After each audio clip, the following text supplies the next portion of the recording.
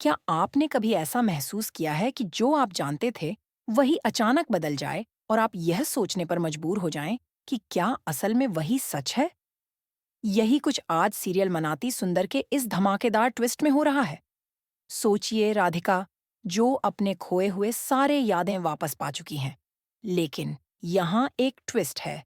जैसे ही राधिका अपने अतीत को जोड़ रही है, उसका पति, दिव्यांग, एक ऐसी मुश्किल में फंस जाता है जिससे उसकी जान तक को खतरा है। ये सब कैसे हुआ? चलिए जानते हैं। लेकिन इससे पहले, अगर आपने अभी तक हमारे चैनल को सब्सक्राइब नहीं किया, तो तुरंत कर लीजिए। आने वाले ट्विस्ट को मिस नहीं करना चाहेंगे।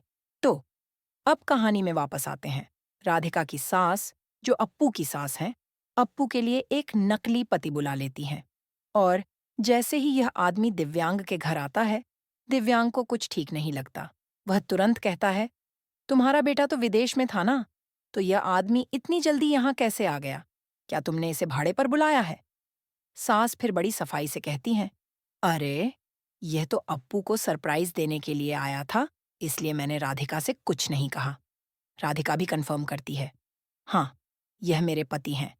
लेकिन यहीं से कहानी और भी दिलचस्प हो जाती है। जब नकली पति राधिका के साथ बदतमीजी करने लगता है, तभी दिव्यांग उस पर टूट पड़ता है और दोनों के बीच एक जबरदस्त लड़ाई छिड़ जाती है।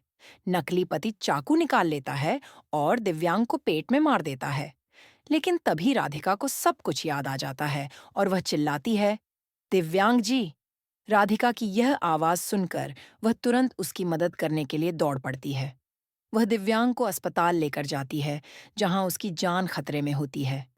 अब यहाँ पर एक इमोशनल पल आता है, जब दिव्यांग होश में आता है।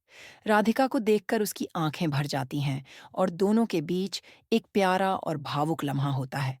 लेकिन इससे भी ज्यादा खास यह है कि दिव्यांग को यह पता चलता है कि लड्डू उसकी बेटी है, जिसे वह हमेशा किसी और का मानता था।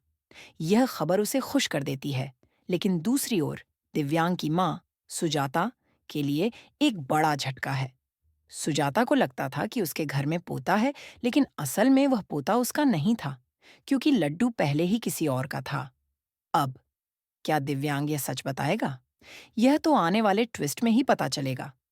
क्या राधिका अब अपने घर वापस जा पाएगी? क्या सुजाता इसे इतनी आसानी से होने देगी? यह सब देखने के लिए हमें कमेंट बॉक्स में अपनी राय जरूर बताएं। और हाँ, हमारे चैनल को सब्सक्राइब करना ना भूलें, ताकि आप आगे आने वाले ट्विस्ट मिस न करें। और अब इसी के साथ धन्यवाद और अगले समय तक।